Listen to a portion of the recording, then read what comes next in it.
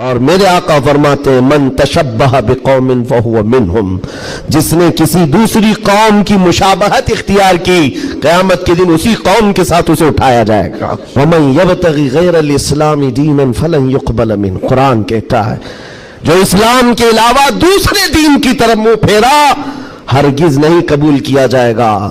اور میرے آقا فرماتے ہیں من تشبہ بقوم فہو منہم، جس نے کسی دوسری قوم کی مشابہت اختیار کی قیامت کے دن اسی قوم کے ساتھ اسے اٹھایا جائے گا، اسی قوم کے ساتھ اٹھایا جائے گا۔ مسلمانوں، آج ایمان مضبوط کرنے کا وقت آ گیا آپ کے۔ ہواؤں کو دیکھ کر، طوفانوں کو دیکھ کر آپ اپنے دین میں ذرا بھی لچک نہ لانا۔ کلمہ طیبہ پر اگر حملے ہونے لگے تو کیا تم اپنا کلمہ بدل لو گے؟ اذان سے اگر کسی کو نفرت ہونے لگی تو کیا اذان کی کلمے بدل لو گے؟ یہ دنیا اگر تم بدلنے لگ گئے تو اتنا بدلے گی کہ انسان کی بجائے کتا بنا کر رکھ دے، تب بھی وہ راضی نہیں ہوں گے، تب بھی وہ راضی نہیں ہوں گے۔ ہم نے دیکھا ہے ان لوگوں کو جو آج بھی دھوتیاں اٹھا کر کے چلتے ہیں، جوتیاں اٹھا کر کے چلتے ہیں، ان کی حیثیت کیا ہے آج؟ کفار و مشرکین کے قدموں میں بیٹھ کر کے وہ سوچتے تھے کہ سکتہ مل جائے، تختہ مل جائے، ملا کچھ نہیں، استعمال ہوتے رہے، ذلیل اتنے ہوئے کہ نہ اپنی قوم کے رہے نہ اس قوم کے رہے۔ کاش ایک بار میرے مصطفیٰ کا وفادار بن کر دیکھتا، ایک بار بن کر کے دیکھتا، پھر عزتیں کیا ہے؟ اللہ اکبر، جب تک بکے نہ تھے تو کوئی پوچھتا نہ تھا، یا رسول اللہ تم نے خرید کر ہمیں انمول کر دیا ہے۔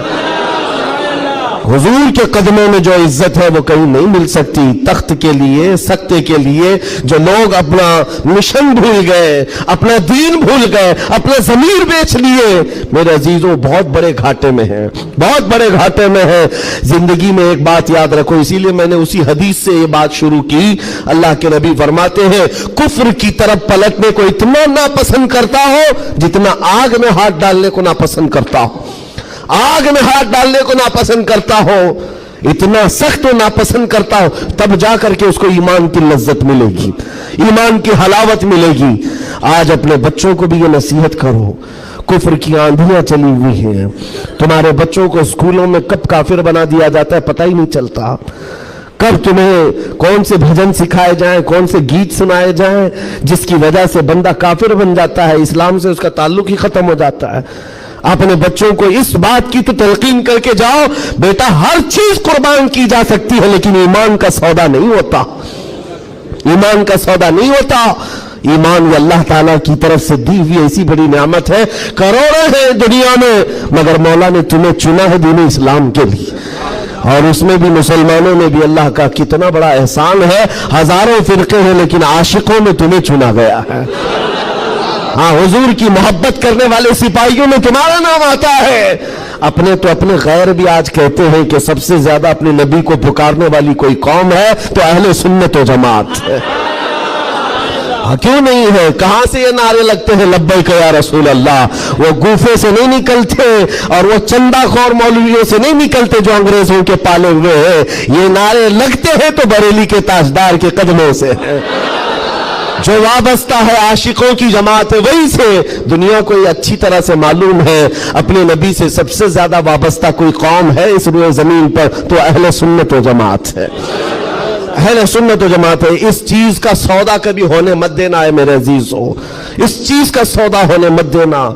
لوگ یہ کہتے ہیں سیکولر بن کر کے جینا چاہیے، یہ بھی اچھا وہ بھی اچھا، میں کہتا ہوں وہ تو منافق ہے۔ پھر سیکولر کا مطلب منافق ہے، دل میں کچھ اور رکھتا ہے، سامنے کچھ اور دکھاتا ہے۔ اسلام میں یہ سیکولرزم نہیں ہے، اسلام یہ کہتا ہے لا اعبد ما تعبدون، میں اس کی عبادت نہیں کرتا جس کی تم کرتے ہو۔ جانتے ہو میرے آقا صلی اللہ تعالی علیہ وسلم نے 2 ٹوک جملوں میں کہا تھا، ایسا نہیں ہے کہ مصلحت میرے آقا سے زیادہ کون جانتا ہے۔ آج لوگ یہ کہتے ہیں کہ سب حالات بنائے رکھنے کے لیے ہمیں کرنا پڑتا ہے، حالات بنائے رکھنے کے لیے تمہیں کرنا پڑتا ہے۔ یہ کیسی بات ہوئی؟ یہ وہ لوگ ہیں جو حالات بنائے رکھنے کے لیے اپنی ماں اور بہنوں کی عزت بھی داؤ پر لگا دیں گے۔ جب درندہ کوئی ڈاکو اس کو خوش کرنا ہو تو کیا تم اپنی عورتوں کا سودا کر سکتے ہو؟ غیرت مر گئی ہوگی ایسے بندے کی۔ حضور پاک کے پاس مشرکین آئے، یہ آپ کو میں بتا دیتا ہوں، قل یا ایھا الکافرون لا اعبد ما تعبدون، یہ سورہ پڑھتے ہیں کہ نہیں پڑھتے نماز میں؟ کب نازل ہوئی تھی آپ کو بتا دوں، یہ سورہ کب نازل ہوئی؟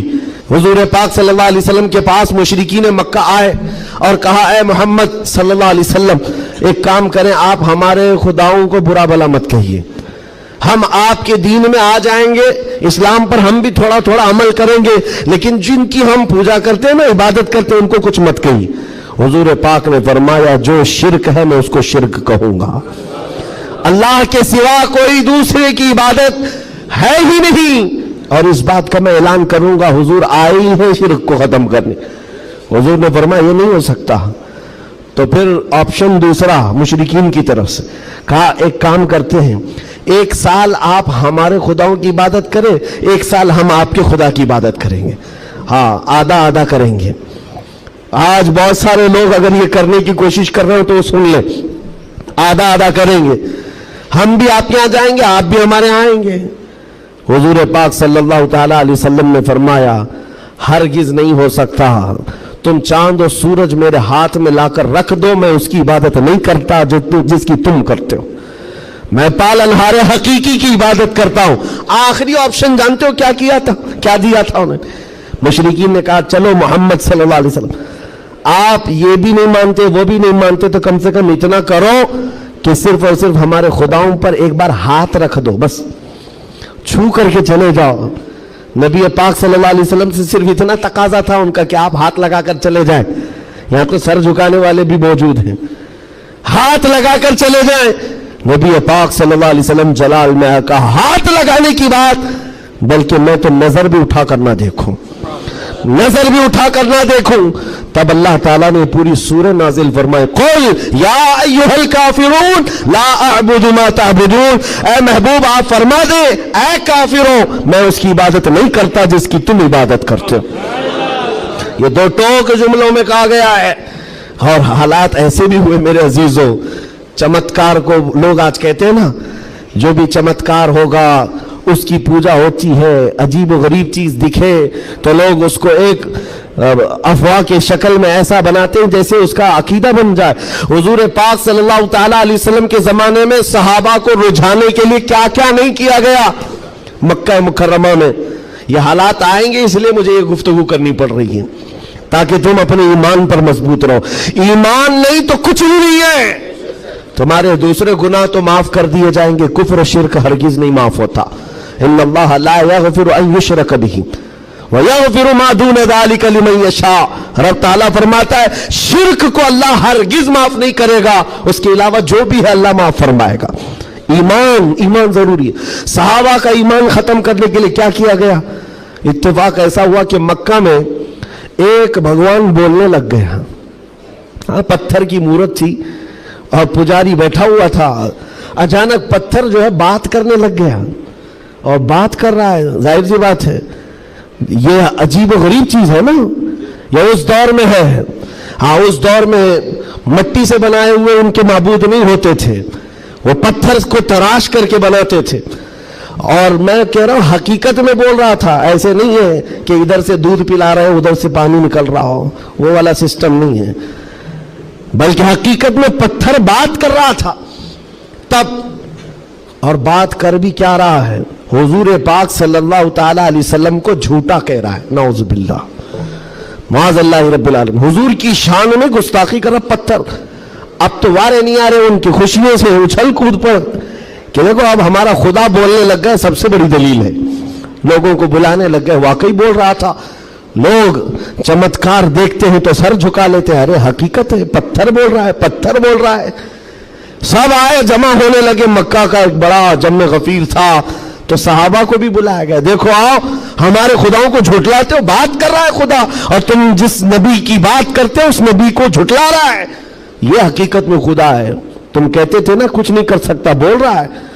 صحابہ گئے، اب ان کے پاس کیا تھی، صحابہ دیکھ کر آئے حضور کی بارگاہ میں، کہا یا رسول اللہ صلی اللہ علیہ وسلم، غضب ہو گیا، ان کا خدا تو بول رہا ہے۔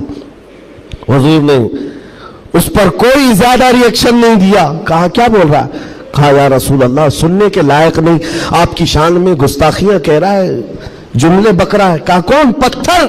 हुजूर ने फरमाया हाँ। हुजूर ने पूछा पत्थर? साहबा ने कहा हाँ या रसूल अल्लाह। हुजूर ने फरमाया चलो हम भी सुनते हैं, हम भी चलते हैं, जाकर देखेंगे। नबी पाक सल्लल्लाहु ताला अलैहि वसल्लम तशरीफ लाए सहाबा के साथ। सहाबा इकराम रिज़वानुल्लाह ताला अलैहिम अजमईन भी साथ में हैं। जब नबी करीम सल्लल्लाहु ताला अलैहि वसल्लम वहां करीब पहुंचे तो वो जो बुत बोल रहा था, बाद में कर ले सकते ना, जब वहां पर हुजूर अकरम सल्लल्लाहु ताला अलैहि वसल्लम पहुंचते हैं तो देखा वो बुत खामोश हो गया, अब नहीं बोल रहा है, चुप हो गया है। हुजूर आते हैं, पुजारी से पूछते हैं बहुत ऐलान कर रहे थे, कहाँ है, क्या बोल रहा था? कहा बोल तो रहा था, सुबह से बोल रहा था, अभी चुप हो गया। हुजूर पाक ने फरमाया मैं भी सुनने के लिए आया हूं। अब वो पांव में गिर पड़ा पुजारी, किसके? खुदा के। अरे हमारे खुदा बोल तो दो एक बार, जो सुबह से बोल रहे थे दोबारा बोलो, सुबह से बोल रहे थे दोबारा बोलो, क्योंकि अब जिल्लत थी, अब चुप हो गए, अब नहीं बोल रहा है। लोग जो खड़े थे वो भी गवाही दे रहे, नहीं सच में बोल रहा था, हमने भी सुना, हमने भी सुना। हुजूर पाक सल्लल्लाहु ताला अलैहि वसल्लम ने उस पुजारी को हटाया और कहा हटो, मैं पूछता हूं क्या बोल रहा था। हुजूर पाक सल्लल्लाहु ताला अलैहि वसल्लम करीब आए, पत्थर से कहा क्या बोल रहा था, बोल। पत्थर बोलने लगा अशहदु अल्ला इलाहा इल्लल्लाह व अशहदु अन्ना मुहम्मदन अब्दुहु व रसूलुहु। गवाही देता हूं कि अल्लाह के सिवा कोई माबूद नहीं, गवाही देता हूं कि मोहम्मद अल्लाह के रसूल हैं सल्लल्लाहु अलैहि वसल्लम। मेरे आका ने फरमाया यही बोल रहा था। अब तो औंधे मुंह गिर गए नीचे, कहा ये नहीं बोल रहा था। लेकिन अब हुजूर पाक सल्लल्लाहु ताला अलैहि वसल्लम ने पूछा बताओ क्या इसकी इस बात पर ईमान लाते हो, जो ये कह रहा है इस पर ईमान लाते हो? पुजारियों ने ऐलान किया और वावेला मचा, नहीं मोहम्मद ने जादू कर दिया सल्लल्लाहु अलैहि वसल्लम, नाउज़ बिल्लाह। जब बात ना बन पड़े, कैसा खुदा है जिस पर भी जादू चलता है, खुदा के ऊपर भी जादू चल गया है तो फिर बाकी बचा क्या है। हुजूर पाक सल्लल्लाहु ताला अलैहि वसल्लम वापस तशरीफ लाए। ऐसा हो सकता है? अब आपको मैं बताता हूं हकीकत क्या है। अगर तुम्हारी जिंदगी में कभी कोई बोलने लग जाए तो ईमान से हाथ मत धोना। हाँ, कोई झाड़ भी बोलने लग जाए, दरख्त बोल ले, पत्थर बोलने लग जाए, तो तुम्हें पहले से मैं बता रहा हूं ईमान से हाथ मत धोना। हो सकता है ये चीजें हो। अब तो करंट का जमाना है, बैटरी लगा करके कुछ भी बोला जाए, लेकिन उस दौर की बात कर रहा हूं जब कोई बैटरी और सेल नहीं थी। अब तो गुड्डी गुड़िया भी बोलती है। उस दौर में क्या हुआ, क्या था, पत्थर बोला कैसे? नबी पाक सल्लल्लाहु ताला अलैहि वसल्लम वापस तशरीफ ले जा रहे थे, बीच रास्ते में मेरे आका खड़े हो गए। एक साहब आए जंगल की तरफ से, उनके हाथों में तलवार थी, खून था। नबी पाक सल्लल्लाहु अलैहि वसल्लम उनसे गुफ्तगू करते रहे, फिर वो अचानक गायब हो गए। पूछा साहबा ने कौन थे? हुजूर फरमाते हैं वो जिन्नात में से मेरे एक सहाबी हैं, जिन्नात में ईमान लाए हुए। हुजूर से पूछा साहबा ने क्या मामला है? कहा उस मेरे सहाबी ने खबर दी कि एक मुशरिक और काफिर जिन था जो पत्थर में जाकर के बोल रहा था, पत्थर में जाकर वो बोल रहा था, जिन की आवाज थी और काफिरों को लुभा रहा था, आपके खिलाफ बोल रहा था। और हमें ये खबर मिली, हम अपने मोहल्ले में बैठे थे, जिन्नात के भी मोहल्ले हैं, आबादियां हैं, सब हैं। वो जिन साहबी कहते मुझे खबर मिली कि एक गुस्ताख, एक काफिर पत्थर में घुसकर आपके खिलाफ बोल रहा है। उसी वक्त में तलवार लेकर के निकला और जिस वक्त आया तो इत्तेफाक था कि आप भी वहां पर तशरीफ लाए हुए थे। मैं उस आपके आने से पहले उसका कत्ल कर चुका था, और जब आपने फरमाया पत्थर को बोल, क्या बोल रहा था, तब मैंने कहा था अशहदु अल्ला इलाहा इल्लल्लाह।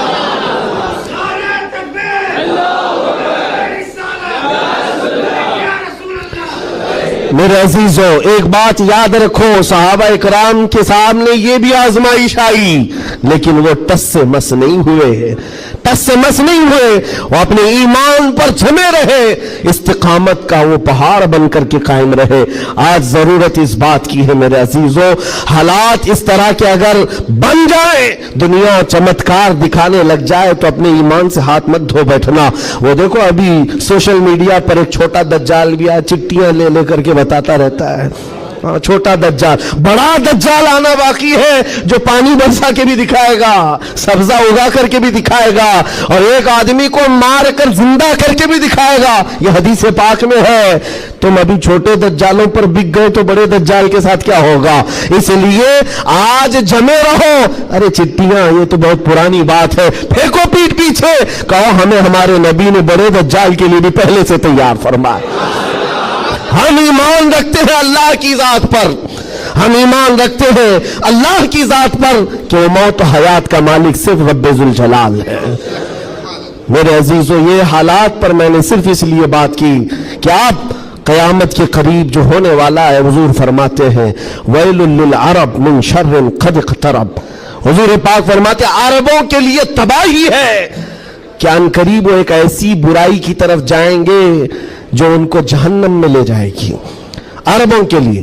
اور حضور صلی اللہ علیہ وسلم نے یہ بھی فرمایا، حدیث پاک ہے، قیامت اس وقت تک نہیں آئے گی جب تک کہ عرب کے کچھ قبیلے بت پرستی نہ کرنے لگ جائیں۔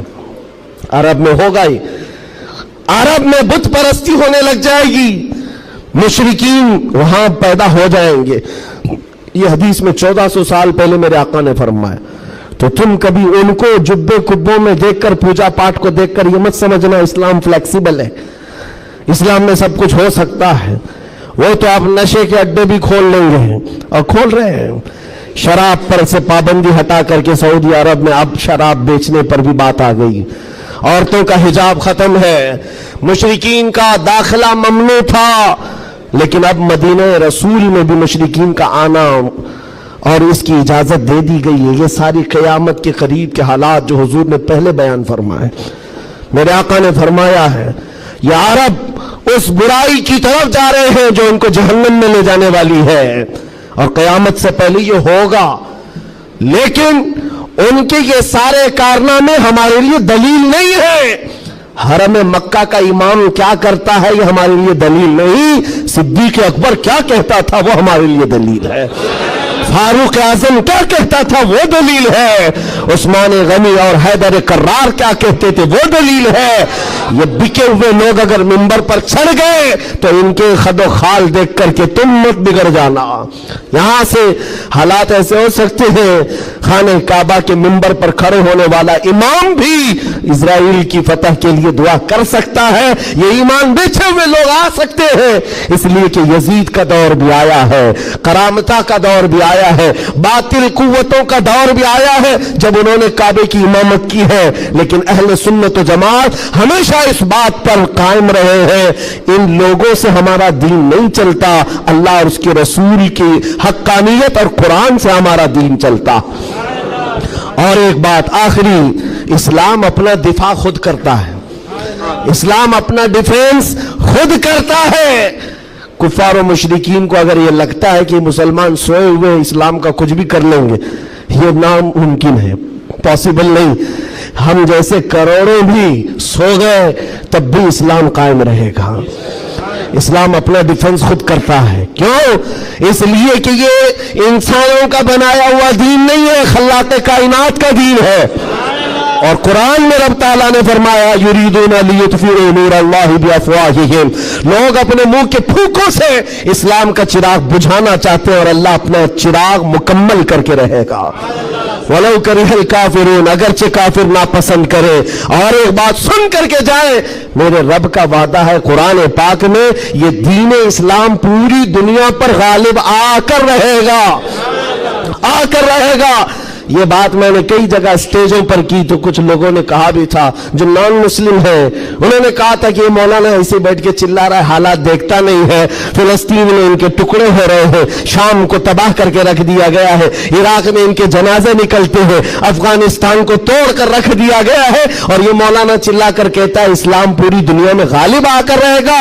یہ اپنا محلہ نہیں بچا پاتے، پوری دنیا کی بات کرتے ہیں۔ ظالموں، تمہیں خبر کیا ہے؟ اسلام زندہ ہوتا ہے ہر کربلا کے بعد.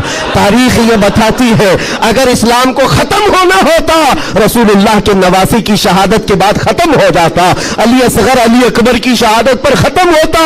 جب رسول اللہ کے گھرانے کی شہادت پر اسلام نہیں رکا, ہمارے ہزاروں کے قتل پر کبھی اسلام نہیں رک سکتا. ایک غزہ ایک فلسطین کیا ہزاروں غزہ تم اس زمین پر قائم کر کے دکھا دو, تب بھی میرا چیلنج ہے اسلام تھا, اسلام ہے اور اسلام رہے گا. اسلام تھا, اسلام ہے, اسلام رہے گا. نبی پاک صلی اللہ تعالی علیہ وسلم کا لایا ہوا یہ وہ حسین شجر ہے جس کی جڑیں تحت الثری میں ہے اور جس کی شاخیں اوج ثریا پر ہے. اس کے پتے کو ہلانا بھی مشکل ہے.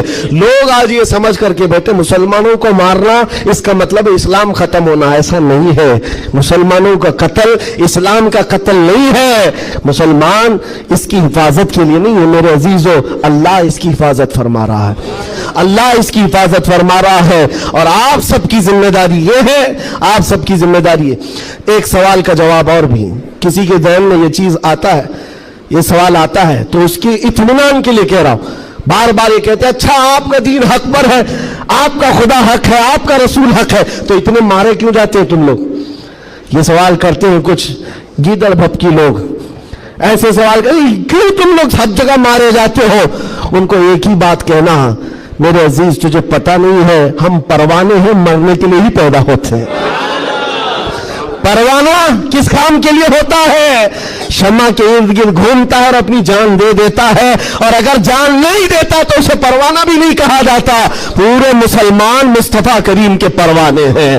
تو شمع رسالت ہے, عالم تیرا پروانہ, تو شمع رسالت ہے یا رسول اللہ, عالم تیرا پروانہ. اسی لیے ہم نے یہ کہا ہے حضور پاک شمع ہیں اور ان کے پروانے ہیں. اگر یہ مرتے ہیں کٹتے ہیں تو اس تعجب کی بات نہیں ہے. پروانے کا کام ہی اپنی جان دینا, پروانے کا کام ہی جان دینا. وقت ختم ہو گیا, یہ جمعہ کا وقت ہے. میں کس لئے میں بہ گیا مجھے اندازہ بھی نہیں ہوا. دو صحابہ کی بات کہتا ہوں, عبداللہ بن جہش اور سعد بن ابی وقاص. بات کر سکتا ہوں؟ ہاں ماشاءاللہ. یہ آپ کا علاقہ ہے, یہاں پر آنے کے لیے بھی بڑی مشکلات ہوگی ان کے لیے. بہرحال میرے لیے نہیں مشکل ہے, جن کو روکنا ہے ان کو مشکل ہے. دو صحابہ ہیں عبداللہ بن جہش اور سعد بن ابی وقاص, بڑے گہرے یار تھے, ایک دوسرے کے ساتھ بڑی ان کی جمتی تھی. احد کے میدان میں جب حضور جا رہے تھے, جنگ کے میدان میں, یہ دونوں صحابہ بیٹھ کر کے دعا کر رہے ہیں. بس میں اس پر ختم کر دوں گا میرے عزیز. دونوں ساتھی ہیں, دعا کر رہے ہیں, مصلی بچھائے. سعد بن ابی وقاص کہتے ہیں عبداللہ بیٹھ, میں دعا کرتا ہوں تو آمین کہنا. عبداللہ بن جہش کہتے ہیں ٹھیک ہے, تیری دعا کے بعد میں دعا کروں گا, تم آمین کہنا. دوسرے دن جنگ ہے. سعد بن ابی وقاص دعا کرتے ہیں اللہ کل تیرے رسول کے دین کی حمایت کے لیے میں اتروں گا, تیرے نبی کے دین کی حمایت کے لیے ان کی صفوں میں جاؤں گا. مولا میری اتنی دعا ہے میرا سامنا کسی ایسے بڑے پہلوان سے کر, میرا سامنا دشمنوں کے ایسے بڑے پہلوان سے کر جو سب سے بڑا پہلوان ہو. اور خواہش تو دیکھو دعا میں کیا کہہ رہے ہیں سعد بن ابی وقاص, اے اللہ میں چاہتا ہوں کبھی اس کو سامنے سے ماروں, کبھی دائیں سے ماروں, کبھی بائیں سے ماروں, کبھی پیچھے سے, اور اس کے بعد گرا دوں اور سینے پر چڑھ کر کہوں لبیک یا رسول اللہ, یعنی اسلام کا پرچم بلند کرو. یہ ان کی دعا تھی. عبداللہ بن جہش آمین کہہ رہے تھے. اس کے بعد عبداللہ بن جہش کہتے ہیں اب میں دعا کرتا ہوں تو آمین کہہ. اللہ اکبر, ان کی دعا کیسی ہے, اللہ اللہ. حدیث میں پڑھتا ہوں میری آنکھیں بھیگ جاتی ہیں. عبداللہ بن جہش کہتے ہیں اے اللہ کل تیرا رسول میدان میں اتر رہا ہے, اور احد کے میدان میں جب میں تیرے دین کی حمایت کے لیے اتروں تو دشمنوں کی طرف میں بڑھ کر چلا جاؤں تیری محبت میں, تیرے نبی کی محبت میں. کبھی کوئی دشمن مجھے سامنے سے مارے, کبھی دائیں. شادی شدہ مرد اپنی عورت کے ساتھ زندگی بھر کبھی بھی جمع کر سکتا ہے, رات میں سو سکتا ہے, لیکن حالت روزہ میں وہ حلال کام بھی حرام ہے, حلال کام بھی حرام ہے. اپنی عورت سے جمع کرنا حالت روزہ میں کیوں روکا گیا؟ کھانا پینا بھی حلال تھا, عورتوں کے ساتھ شباشی بھی حلال تھی, لیکن روزے کے عالم میں ان حلال چیزوں کو روکا گیا. تو آپ سوچ سکتے ہیں اس چیز کو, سوچ سکتے؟ وجہ یہ ہے کہ حلال چیزوں سے آپ کو روک کر بڑے حرام چیزوں سے بچانا مقصود ہے۔ آج اگر اپنے آپ میں اتنا کنٹرول کر لے جاؤ کہ چند حلال چیزوں سے دن بھر بچ سکتے ہو، انشاءاللہ رمضان کے بعد بڑی حرام چیزوں سے بھی اللہ آپ کو محفوظ رکھے گا۔ میرے عزیزو، برا ہے ان لوگوں کا جن کو میرے آقا صلی اللہ تعالی علیہ وسلم نے دعائے ہلاکت فرمائی۔ اس سے بدنصیب کوئی ہو سکتا ہے؟ جن کے لیے رسول رحمت صلی اللہ تعالی علیہ وسلم کی دعائے ہلاکت ہوئی ہو۔ حضور صلی اللہ تعالی علیہ وسلم ایک دن مسجد نبوی شریف میں تشریف لے جا رہے تھے، منبر پر آپ نے قدم رکھا، آمین کہا، پھر دوسرے زینے پر قدم رکھا، آمین کہا، تیسرے زینے پر قدم رکھا، آمین کہا۔ خطبہ مکمل کیا، صحابہ نے پوچھا یا رسول اللہ صلی اللہ علیہ وسلم، ہر زینے پر آپ قدم رکھتے ہوئے آمین کس لیے کہہ رہے تھے؟ سنو، رسول پاک صلی اللہ علیہ وسلم ارشاد فرماتے ہیں کہ میں جب پہلے زینے پر قدم رکھا تو سید الملائکہ جبرائیل امین آئے اور دعا کرنے لگے۔ کیا دعا کیا؟ یوں کہا، یا رسول اللہ صلی اللہ علیہ وسلم، وہ شخص ہلاک و برباد ہو جائے جو آپ کا نام سنے اور پھر اس کے بعد درود نہ بھیجے۔ حضور فرماتے میں نے آمین کہا۔ حضور کا نام سنتے ہی آپ کی زبانوں پر درود آ جانا چاہیے۔ اللہم صلی علی سیدنا محمد وآلہ وصحبہ وبارک وسلم۔ میرے آقا فرماتے ہیں دوسرے زینے پر قدم رکھا تو جبرائیل امین نے یوں کہا، یا رسول اللہ صلی اللہ علیہ وسلم، وہ شخص ہلاک و برباد ہو جائے جو زندگی میں اپنے ماں اور باپ میں سے کسی ایک کے بڑھاپے کو پایا اور ان کی خدمت کر کے جنت نہیں حاصل کر سکا بلکہ ان کو ایسے ہی چھوڑے رکھا، ایسا شخص برباد ہو جائے۔ حضور فرماتے میں نے آمین کہا۔ پھر جبرائیل امین نے کہا، تیسرے زینے پر قدم رکھتے ہی میرے آقا فرماتے ہیں جبرائیل نے یوں دعا کی کہ اے اللہ کے رسول، وہ شخص ہلاک و برباد ہو جائے جو رمضان کا مہینہ پایا لیکن اس کا ادب نہیں کر سکا، اس کا احترام نہیں کر سکا۔ حضور فرماتے میں نے اس پر بھی آمین کہا۔ جس کی ہلاکت کے لیے جبرائیل امین دعا کر رہے ہوں اور اس دعا پر سید الانبیاء آمین کہہ رہے ہوں، ایسے شخص کی بربادی کا کیا انجام ہو سکتا ہے؟ وہ کتنا بد نصیب ہوگا۔ اسی لیے میرے عزیزوں، مسلمانوں میں یہ رواج ہی نہیں ہونا چاہیے کہ اٹھ کر کے پوچھتے رہیں روزہ ہے کہ نہیں ہے، روزہ ہے کہ نہیں ہے۔ مسلمان ہے تو روزہ ہے، اور یہ کوئی آپشنلی عبادت نہیں ہے کہ 4 رکھ لیا 2 نہیں رکھا، آپشنلی نہیں، یہ فرض عین ہے۔ ایک روزے کو چھوڑنے کا گناہ فرمایا گیا 600 سال تک اسے دوزخ میں رکھا جائے گا، 600 سال تک۔ یہ معمولی چیز نہیں ہے، اور جن کے پچھلے روزے قضا ہو چکے ہیں معاف نہیں ہوں گے۔ تھپڑ مار لیں گال پہ، توبہ توبہ کر لیں، معاف نہیں ہوں گے۔ توبہ تو کرنے کے ساتھ ساتھ قضا بھی کرنا ہوگا۔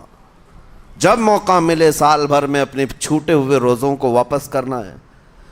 اس کی اہمیت میں آپ کو بتا دوں، ایک روزہ اگر جان بوجھ کر کے کسی نے توڑا یا چھوڑا تو جانتے ہیں اس کا کفارہ کیا ہے؟ اس کا کفارہ یہ ہے کہ اس کے بدلے میں دوسرے دنوں میں 60 روزے کنٹینیو رکھے۔ رمضان کا ایک روزہ پورا کرنے کے لیے 60 روزے رکھنے پڑ جائیں گے۔ ہاں، اگر کسی عذر کی وجہ سے، کسی تکلیف کی وجہ سے چھوڑا تھا، بیمار تھا یا سفر میں تھا یا تکلیف کی شدت تھی، اس وجہ سے روزہ چھوڑا تھا، تو اس کے بدلے میں ایک روزے کی قضا ایک ہی روزہ ہوگی۔ لیکن بغیر کسی عذر کے، شہوت کی وجہ سے، نفس پرستی کی وجہ سے توڑا تھا یا چھوڑا تھا تو پھر 60 روزے رکھنے پڑ جائیں گے۔ اس سے اندازہ ہوتا ہے کہ ایک روزے کی اہمیت کیا ہے رمضان کے۔ اسی لیے میرے عزیزو، یہ روزے آسان ہیں، روزے آسان ہیں، اس کو رکھ لو، اس کی جزا بہت بڑی ہے، اس کی جزا بہت بڑی۔ ویسے بھی آپ دوسرے دنوں میں لیٹ ناشتہ کرنے کے بھی عادی ہیں۔ ممبئی والوں کا تو حال یہ ہی ہے، 12 بجے کے بعد 1 بجے 2 بجے تو ان کے ناشتے ہوتے ہیں۔ दोपहर का खाना तो शाम 5 बजे हो रहा होता है, बस वो नाश्ता स्किप करना है। दोपहर के खाने जो आपके होते हैं उससे और थोड़ा एक्सटेंड कर लें तो इफ्तारी का वक्त आ जाता है। कोई बहुत बड़ी दिक्कत की बात नहीं, कोई बहुत बड़े बोझ की बात नहीं, आसान है। आज अल्हम्दुलिल्लाह हमारे 5 साल 6 साल के बच्चे रोज़ा रख लेते हैं, तो बड़ों को तो अल्लाह ने जो ताकत अता की है, रोज़ा हरगिज़ तर्क मत करो। लेकिन साथ में मैं आज ये मैसेज ज़रूर दूंगा, नीयत ये करो कि मुझे तकवा मिल जाए, मुझे परहेज़गारी मिल जाए। और ये आपको ख़ुद चेक करना होगा। रोज़ाना रात को नमाज में खड़े हो जाओ तरावी के, देखो कि कितनी तब्दीली आ रही है। आज मैंने रोज़ा इफ्तार किया, मेरे अंदर बदलाव आया कि नहीं आया? और अगर नहीं आ रहा है, कोई तब्दीली नहीं आ रही है, तो इसका मतलब है आप तकवा नहीं हासिल कर रहे, आप तो रोज़मर्रा की रूटीन पर चल रहे हो। रूटीन पर चलने का मतलब ये रोज़ा नहीं है। रोज़ा तकवा देकर जाता है बंदे को, रोज़ा खौफ खुदा देकर जाता है बंदे को। इसीलिए मेरे अजीज़ों, आज देखें आप बहुत सारी बुराइयों से रमज़ान में बच जाते हैं, थोड़ी और मेहनत की ज़रूरत है। हमने देखा है बहुत सारे घरों में, बाकी अय्याश घरों की मुझे कोई वो नहीं है, उनसे कोई लेना देना नहीं, लेकिन नॉर्मल मुसलमानों के घरों में भी होता ये है, औरतें बच्चों को तलकीन करना शुरू कर देती हैं, गाने बंद करो, टीवी बंद रखो, बहुत सारी चीज़ें बंद रखो कि रमज़ान आया हुआ है। और रमज़ान में अगर टीवी लगा भी लिया तो कुछ इस्लामिक चीज़ें देखने लग गए। माहौल तुमने खुद ही बदला है अपने घर में, कुछ चीज़ों को आपने बदला है और कुछ चीज़ों का अदब आपने करना शुरू किया है। इसी को और थोड़ी सी मेहनत के साथ बढ़ा लिया जाए, कसम रब्बे ज़ुल जलाल की, हर बुराई रमज़ान में ही आपसे ख़त्म हो जाएगी। जिसकी कोई चीज़ छूटने छोड़ने पर नहीं छूटती है वो रमज़ान में करके देख ले। अल्लाह की बारगाह में याद करे कि मौला दिन भर मैं तेरी रज़ा के लिए बच रहा हूँ, मुझे मेरी बाकी ज़िंदगी में इन गुनाहों से बचा ले। वो रहमान है, जब वो तुम्हें इसके बदले में जन्नत देता है तो यहाँ बुराइयाँ क्यों नहीं छुड़वाता? यकीनन वो बुराइयों को तुमसे दूर करेगा। कुरान का फरमान आलीशान, लअल्लकुम तत्तकून, इसी पर मैंने आपके सामने बात रखी है। रोज़े इसलिए फ़र्ज़ किए गए हैं ताकि तुम्हें तकवा मिल जाए, परहेज़गारी मिल जाए। बाज़ लोगों को देखा गया है रमज़ानुल मुबारका में भी वो अपनी बुरी हरकत से बाज नहीं आए, उनकी रूटीन वैसी ही जारी रही, नाउज़ बिल्लाह नज़रों की ख़ताएँ भी बाकी रहीं। और सबसे बुरी चीज़ ये है कि रमज़ान में शैतान की नियाबत अगर कोई कर रहा होता है तो तुम्हारा ये मोबाइल फ़ोन है। अक्सर लोग ये समझते हैं कि इस मोबाइल फ़ोन को हम इस्तेमाल करते हैं ताकि टाइम पास हो जाए, रोज़ा का वक्त करीब आ जाए। इस टाइम पास के चक्कर में तुम क्या क्या देखते रह जाते हो और कहाँ तक ये चीज़ें पहुँचाती हैं तुम्हें अंदाज़ा भी नहीं होता, एहसास भी नहीं होता। तो तुम्हारी रही सही इबादत को भी ये हज़म कर जाता है, खा जाता है। इसके इस्तेमाल पर अगर कंट्रोल है तो खूब इस्तेमाल करो, लेकिन कंट्रोल नहीं है तो है नौजवानों, इसका भी रोज़ा रखो। इस इंटरनेट की बलाओं से महफूज हो जाओ, इसलिए कि बहुतों को मैंने देखा है उनके दिन भर और रात भर रमज़ान में सोशल नेटवर्क्स पर मसरूफ़ियत वैसी की वैसी है जैसे दूसरे दिनों में थी। वो रात भर चैटिंग में भी मसरूफ़ हैं, एक दूसरे को इधर उधर भेजने में भी मसरूफ़ हैं। सारी चीज़ें जूं की तूं चल रही हैं, तो तुम्हारे मोबाइल ने तुम्हें तकवे से बहुत दूर रखा है, तुम्हें रब ताला के करीब होने नहीं देता। अपने आप को बदल लो। जाहिर सी बात है ये सख्त चीज़ है, अगर कोशिश करोगे तो बच जाओगे, और तकवा इतनी आसानी से तो नहीं मिलता। अपने आप को स्ट्रगल करो, इंशाअल्लाह अज़ीज़ दिल पाक हो जाएगा। फिर आपको अपनी ज़िंदगी के अंदर जो उजाले नज़र आएंगे वो खुद आप महसूस करेंगे, आप महसूस करेंगे। गुनाहों के अंधेरों ने दिल पर ऐसी कालिक रखी है कि आपको कुछ भी यहाँ पर समझ में नहीं आता। वरना नमाजों का लुत्फ़ ऐसा है, कुरान का मज़ा ऐसा है, जिसे ये लग जाए दुनिया की कोई नेमत उसके सामने हेच नज़र आती है, कोई चीज़ उसे अच्छी नहीं लगती। लेकिन कब? जब उसे तक़वे का उजाला हासिल हो जाए। मेरे अजीज़, अल्लाह करीम की बारगाह में दुआ गो हूँ, मौला कदीर व जब्बार हम सबको तक़वा व परहेज़गारी अता फरमाए। اور ہم سب کے روزوں سے اللہ تعالی ہمیں پرہیزگاری عطا فرمائے. ان روزوں کے انوار اور برکات اور رمضان کے احترام کی ہمیں توفیق عطا فرمائے. مولا کریم تیری خشیت سے اور تیرے خوف سے آنکھیں جو بھیگتی ہیں ان آنکھوں میں ہمارا شمار فرما دے. تیرے یاد میں رونے والے بندوں میں ہم سب کو شامل فرما. امید کرتا ہوں دوستو آپ حضرات نے اس بیان کو پورا سنا ہوگا.